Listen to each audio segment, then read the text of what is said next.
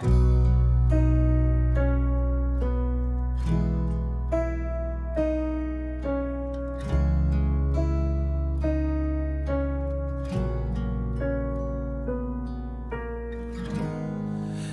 is strength within the sorrow. There is beauty in our tears.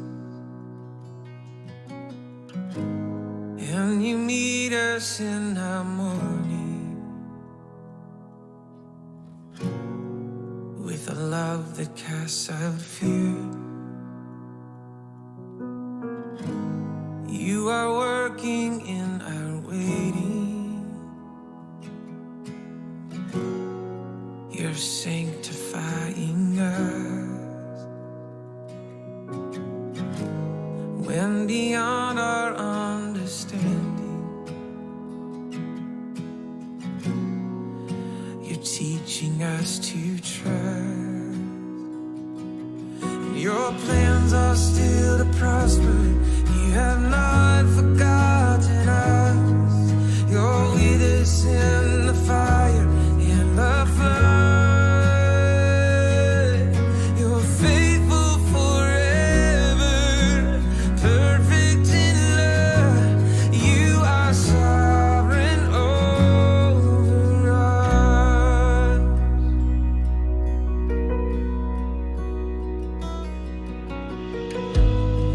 And you are wisdom unimagined. Who could understand your ways? Reigning high above the heavens, reaching down in endless grace. You're the lifter of the lowly, compassionate and kind. You surround and you uphold me, and your promises are my delight. Your plans are still to prosper. You have not forgotten us. You're with us in the fire and the flood. You're faithful forever, perfect in love. You are sovereign over us.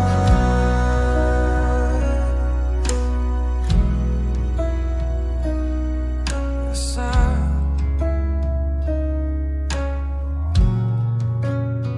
you are sovereign in all your ways, in all your ways, in all your ways, all your ways.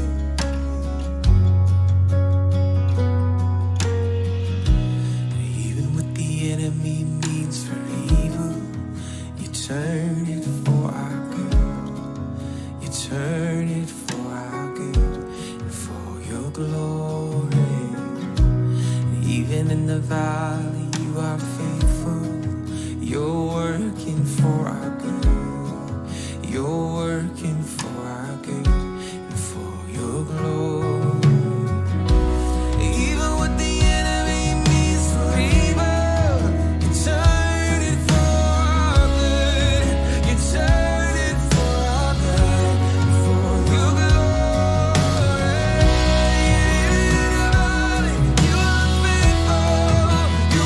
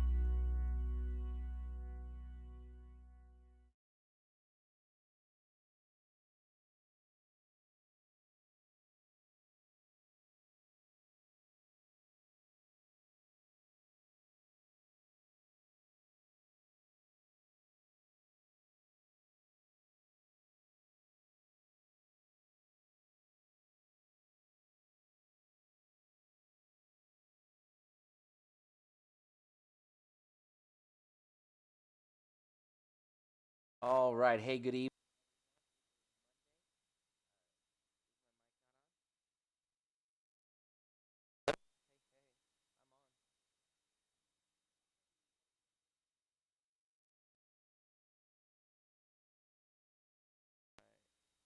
On?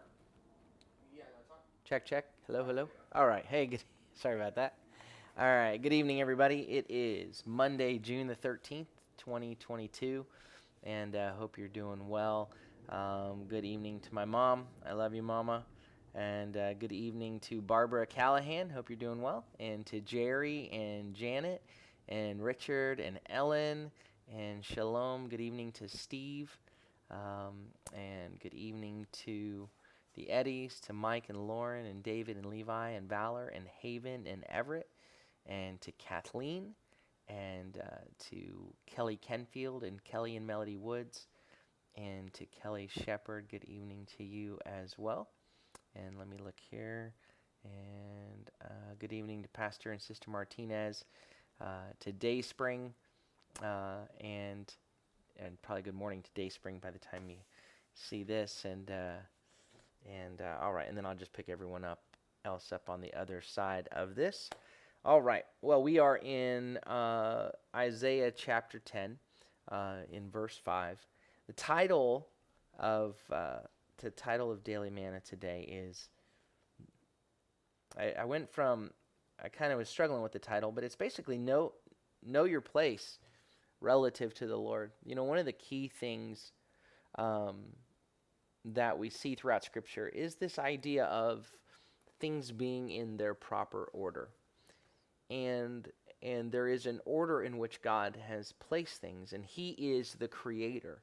He is overall. Before anything was, He was, and He always will be. And there is none equal to Him and none to compare. Right? So anyone that would assert to put themselves even on the same level as Him is out of order, is out of the natural order of out of the order of the universe, out of the order in which God made things. And to get out of that order is to be in a place of that is destructive. And it's interesting that it's it's sometimes it's that reality, that thing in the heart of humanity that is in rebellion against God, that resents even being told by the Lord, hey, you need to be in the right place relative to me. That it offends the pride of humanity. It offends the sinful heart, and it misses the heart of God. That is, by having everything in its proper order, is how there can be life, because He is a good God who gives life. And when He calls us to be in the proper place and in His way, then that leads to life.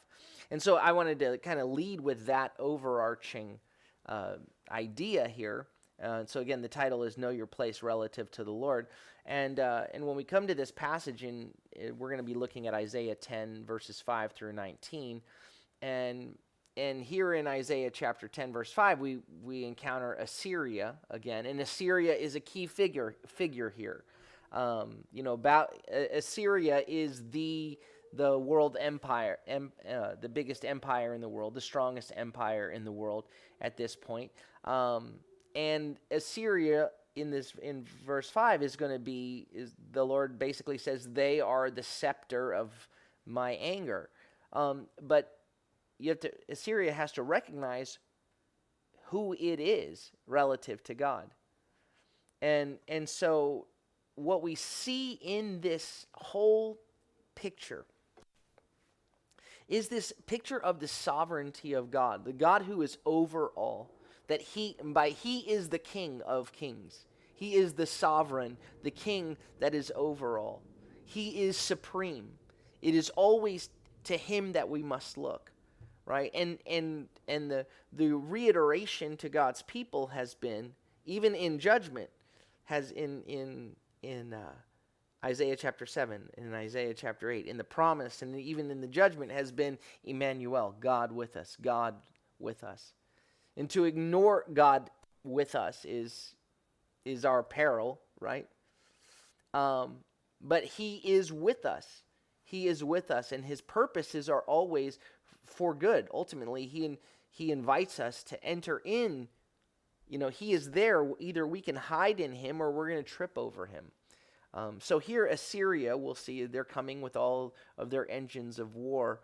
But whether they realize it or not, and they don't realize it, that the only reason they're being allowed to come with all of their engines of war is because of the Lord himself. And if Assyria doesn't recognize its place, if Assyria doesn't ultimately bow to the King of all kings, then even though Assyria right now is the tool of God's judgment, Assyria will also face God's judgment, right? The same command with which that has sent Assyria as the tool of God's judgment is the same one who will, Assyria, if they don't humble themselves before the Lord, then they will face judgment.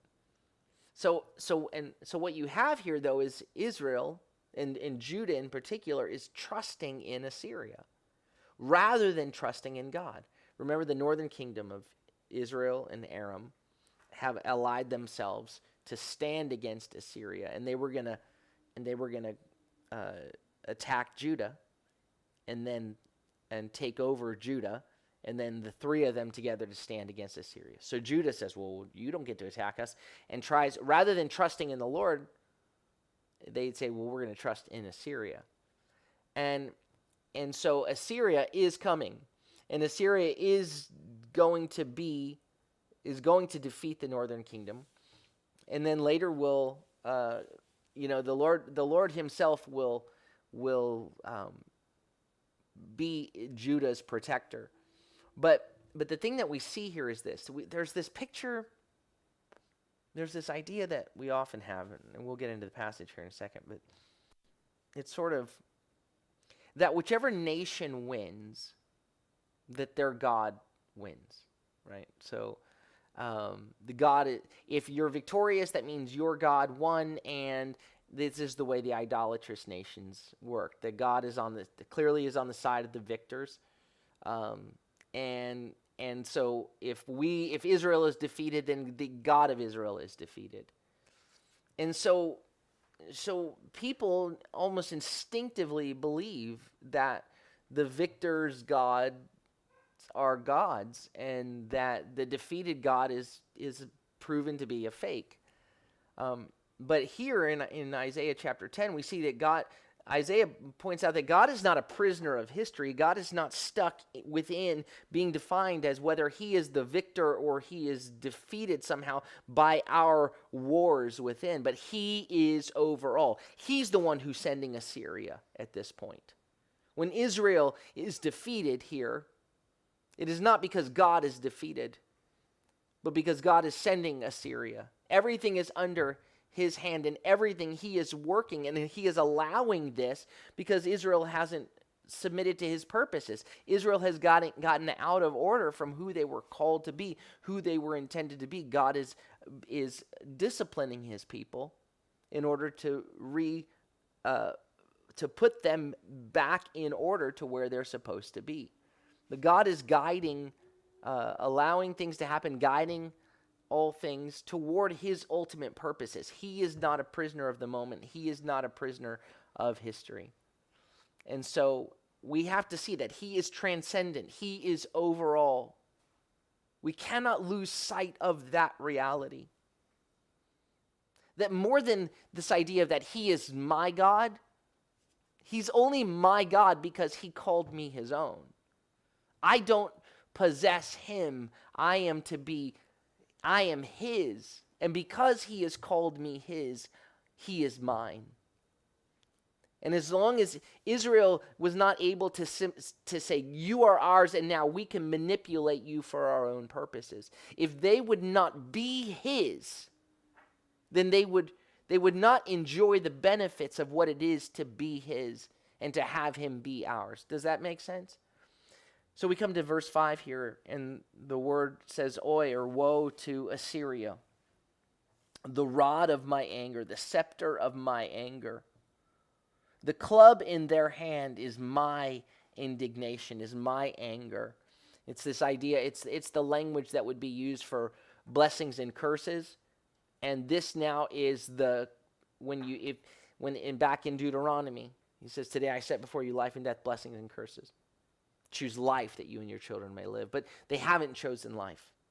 And so now that curse, that indignation is Assyria now is the club, is the club in God, the club in their hand is God's indignation.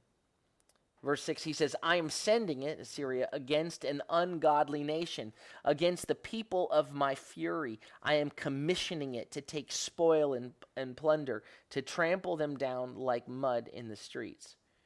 So verses 5 and 6 are dealing with the fact that Israel's role is that Assyria's role is as God's instrument to punish Israel.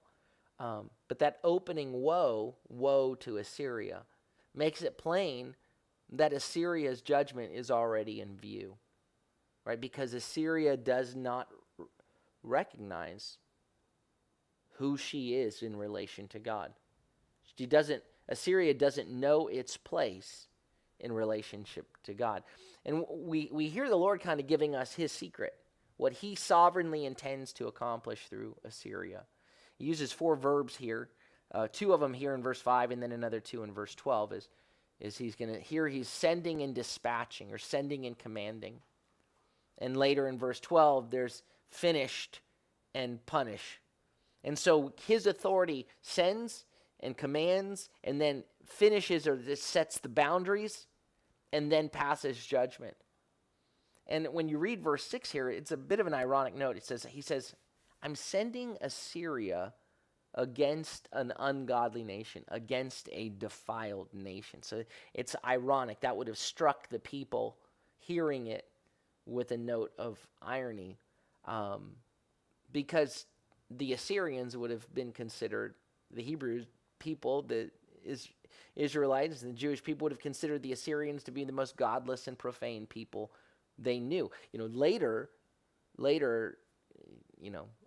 in the next century, when the Babylonians are coming, and Habakkuk is praying in Habakkuk, he's saying, "Lord, he's looking at the wickedness of his own people, and he's saying, God, you got to deal with this. When are you going to deal with this?" And the Lord says, "Yeah, I'm going to deal with it."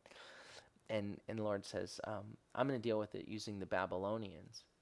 And Habakkuk's like, whoa, they're worse than us. You're going to use them? They're worse. That's the way it would have felt here for the Assyrians.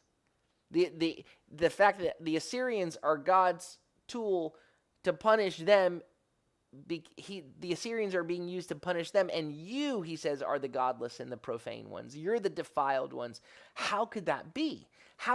Lord, why would you use the Assyrians, who are worse than us, to punish us? And the issue has to do with there's a relativity of accountability. The Assyrians don't know the God of Israel. The Assyrians have not been given the light. They have not been enlightened. They have not been. Later, the Babylonians will see the same thing about them. So, relatively speaking, Israel is more profane at this point and more godless than Assyria, because she has more light to reject. She has willfully rejected the light. Right? So even if she would say, well, we're more moral than Assyria, well, but you've fallen a lot further than them. You were to be a light to the nations. And now you're like, well, we're better than them. It's like being graded on a curve. Well, you were supposed to be an instructor, but now you're failing, and you're saying, well, we're better than them. We didn't fail as badly as they did. Well, they never got the answers to the test. You were supposed to be a living instructor, a living instruction to them. So the Lord holds, this is a completely different, but in the book of Daniel, when Nebuchadnezzar, over Daniel's life, Nebuchadnezzar gets revelation after revelation from the Lord. And the last thing that you hear from Nebuchadnezzar is this amazing praise of the Lord. And it's incredible. And that's the last we hear from him, that he was wicked, but the Lord continued to reach out to him and extended mercy to him, and he responded. But Nebuchadnezzar's grandson,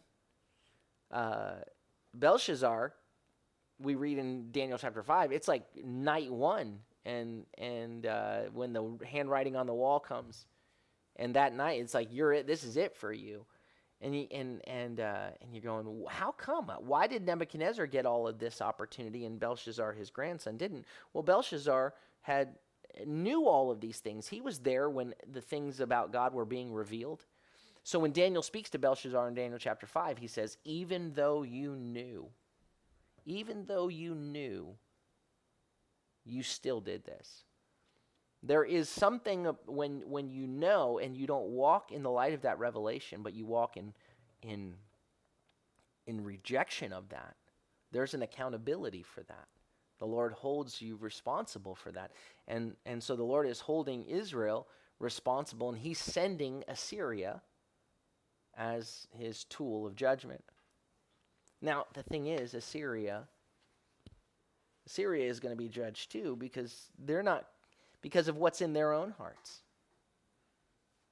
Because they're not going, the God of Israel is sending us as a purging, cleansing, judgment into Israel. No, it's that they are going in the greed and the taking of their own hearts. We read in verse 7, it says, that's not what Assyria intends, nor is it what he is thinking about. Rather, his heart is to destroy. His heart is to eliminate or to annihilate and to cut down nations. Either only a few, or it can be not a few. Like, he wants to take over everything. Right? So the Lord has a secret intention to say, I'm using Assyria as my judgment. It's my club, my scepter. But here we get the Assyrian secret that they are wholly, completely self-ambitious. They want to take for themselves. Now, whether they recognize it or not, and they don't, the Lord is at work. It's not necessary to know that you've been commanded in order to be commanded, right? Assyria does not see herself as a servant of the Lord, but she was, right? And so because she was a servant of the Lord, didn't realize it. Again, she's walking in the purposes of her own heart, which are conquest, is exalting herself. What? No. He. Exalting himself? Yeah, they use he. Okay. The Assyrian emperors believed themselves to be, they were exalting themselves. They didn't realize that their victory was, God was allowing them to do this for this season. It's hard when someone, if the Lord's allowing you to do this, and you say, our own human pride wants to take credit and say, no, I did this, But nothing we have been given is we only have what we've been given.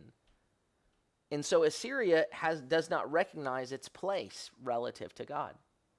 Verse 8, for Assyria says, aren't all my princes kings? Verse 9, isn't Calno like Carchemish? Isn't Hamath like Arpad? Isn't Samaria like Damascus? So the idea in verse 8, aren't all my princes kings? So all of these little places have their own kings, right? So the king of Assyria is like, don't the guys that I have running my armies, aren't all my administrators, don't they have more authority and responsibility than all these little kinglets? These little kings of city-states, these little chieftains, that my guys actually have more responsibility. They're actually kings compared to these guys. And then what happens is in verse 9, it's sort of this list of Assyrian conquests, right? So 6 cities are named here in pairs. And the idea is the king of Assyria is saying, look, my generals, the people I have running, are better than all of your kings. They're kings. and I took this, so I'll take that. And he begins to describe when he says, "Isn't Calno like Carchemish? Carchemish is way far north of Israel on the upper Euphrates, and then Calno and Arpad are 50 miles further south." So he basically says, "I took Carchemish and I took Calno, and if I took Arpad, then it keeps coming. Then I took Hamath, right? And that's 100. That Hamath is 100 miles north of Damascus. If I took Damascus, guess what? Samaria, Samaria is, of course, the capital of Israel, the northern kingdom. You're next."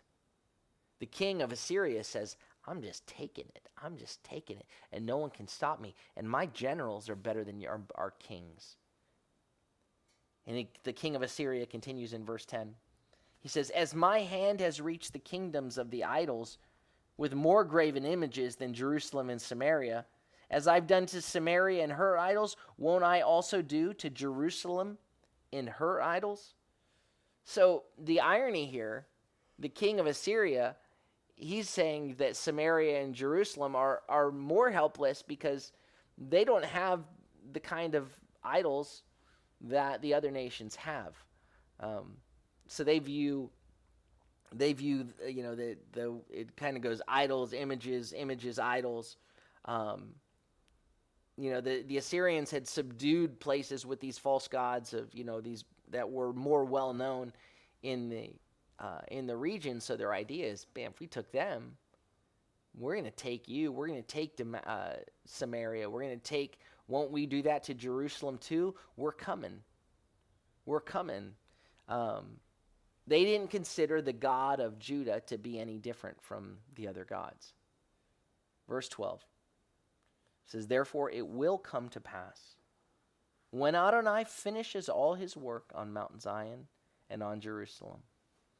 So the Lord is doing, again, the picture here is this. In his time, when he's ready, when he's done accomplishing what he wants to accomplish, then he says, "I will punish." The word for punish here is that word pakad, which is, we saw it on Friday, the visitation, or on Thursday, excuse me, there'll be a visitation. He said that word for a visit, it's a word to have a visit or an appointment, a meeting, and it means often judgment. When Adonai finishes his work, then I've got a meeting. I've got an appointment. There's going to be a visitation with the fruit of the arrogant heart. I will visit. I will punish. The fruit of the arrogant heart, of the fruit of the exalted heart, it says, of the king of Assyria, and the glorying of his haughty eyes. For he said, by the strength, or in the capacity of my own hand, I've done it, and my own wisdom, for I am shrewd, or I have understanding. I abolished the borders of peoples and plundered their treasures.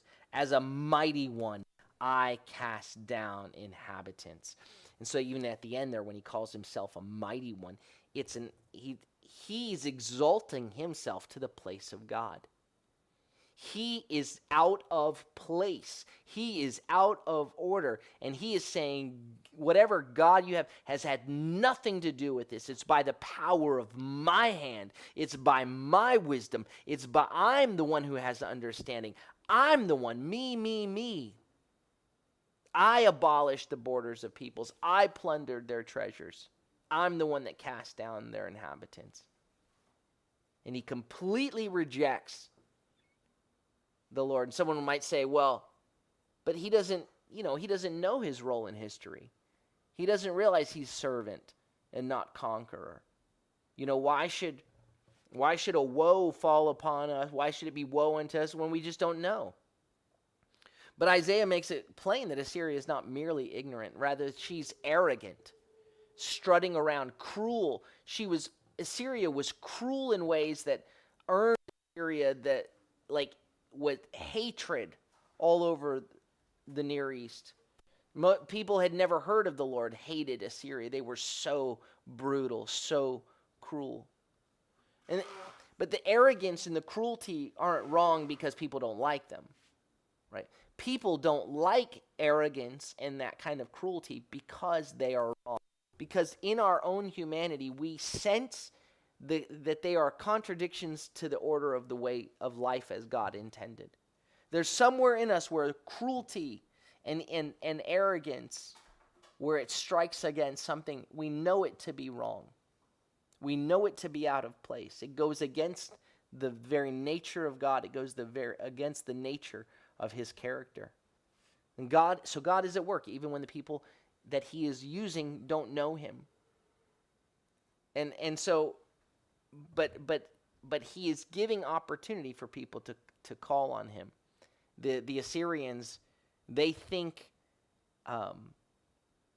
there's an attitude that as they exalt themselves, they crush others, right? They praise themselves. Look at my skills. Look at what I've done by my own hand.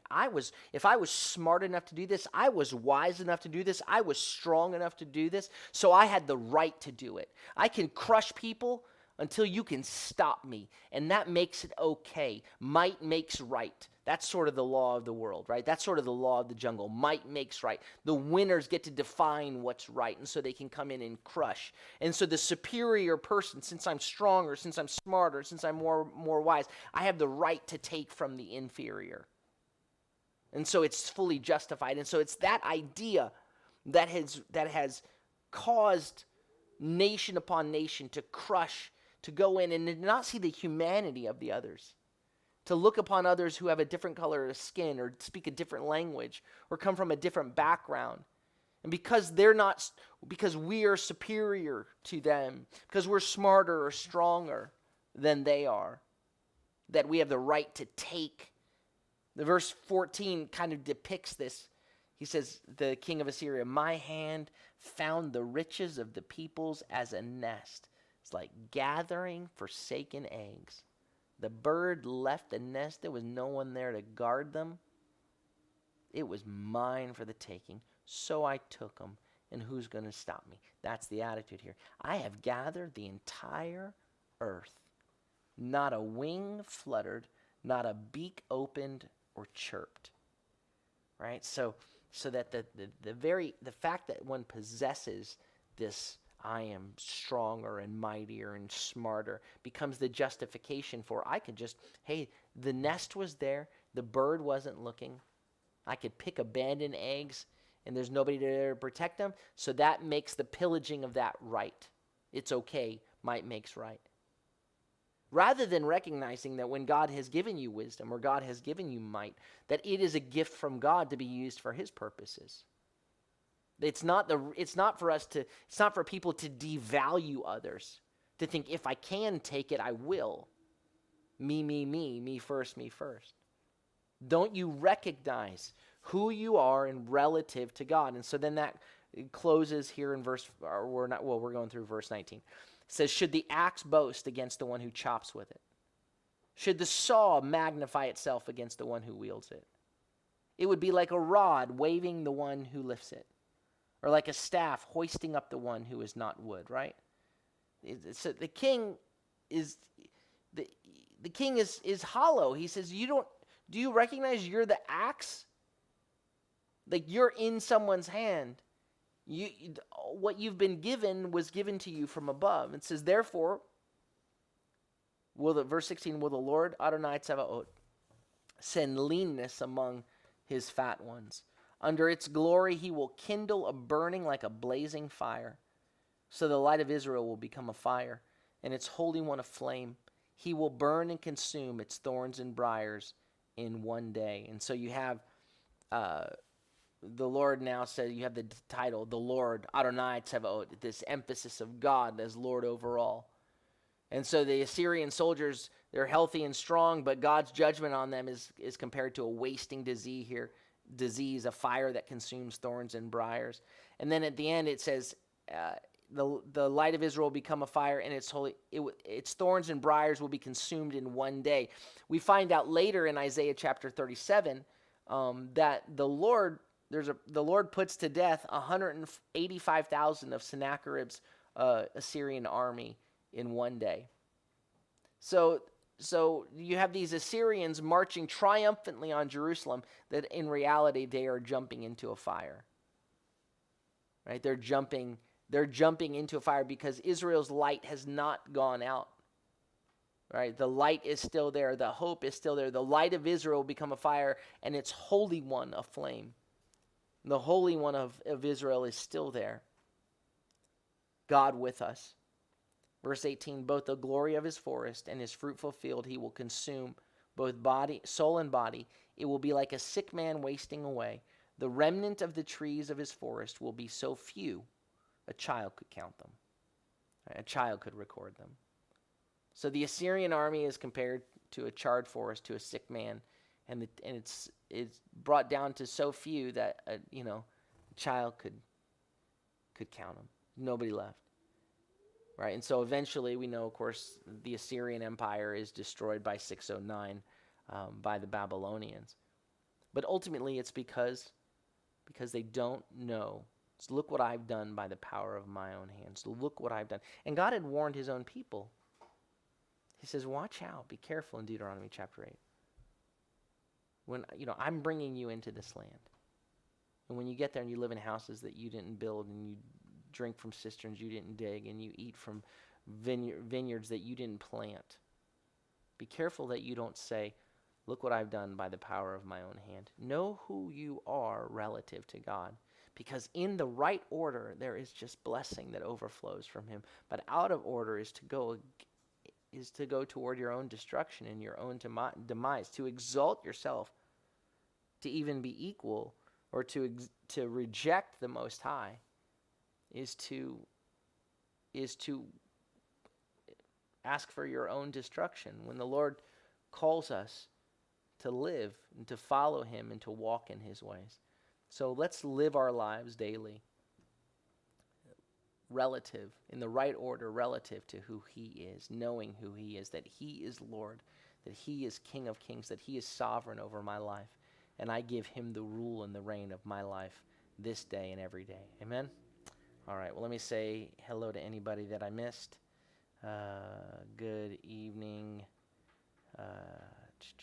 Good evening again to Kelly and to Richard and Ellen, and let's see. I think maybe just a few of us today. I think we've got a small crew.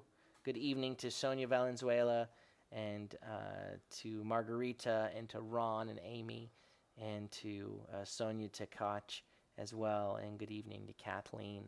All right, and I think that is everyone. All right, well, may the Lord bless you and keep you. May the Lord make his face to shine upon you and be gracious unto you. May the Lord lift up his countenance upon you and give you peace. Shalom, shalom. Have a beautiful day.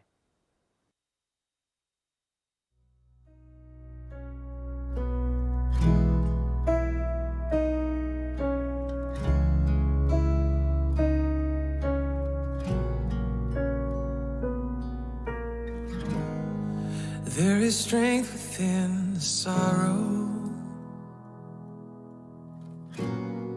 There is beauty in our tears.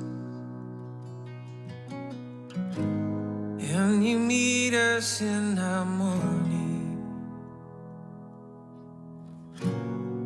with a love that casts out fear.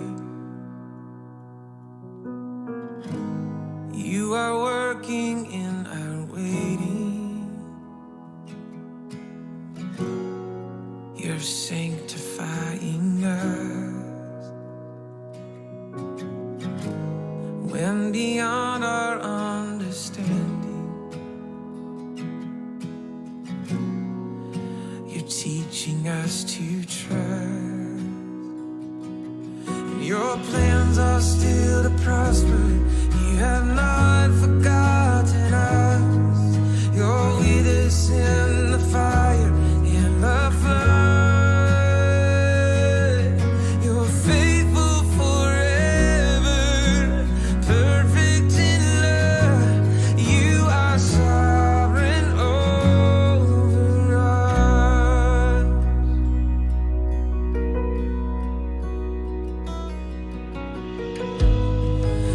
You are wisdom unimagined. Who could understand your ways?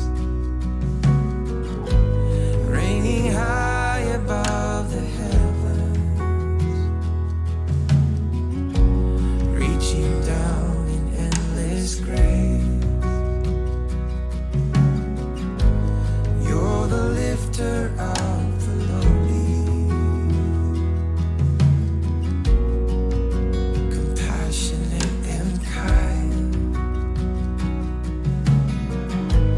You surround and you uphold me, and your promises are my delight. Your plans are still to prosper. You have not forgotten us. You're with us in the fire and the flood. You're faithful forever, perfect in love. You are sovereign over us.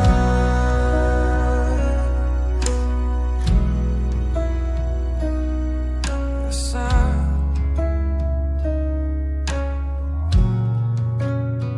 your son,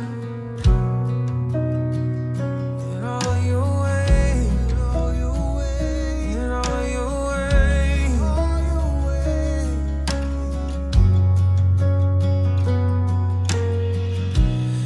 Even what the enemy means for evil, you turn it for our good.